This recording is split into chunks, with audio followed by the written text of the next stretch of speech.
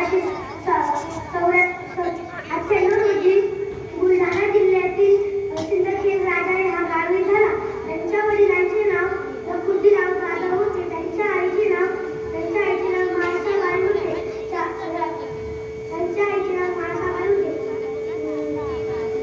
राजमाता जिजाऊ हे शूर आणि हुशार होत्या. राजमाता हे छत्रपती शिवाजी महाराजांसारख्या आदर्श महान होत्या. ते राजमाता जिजाऊ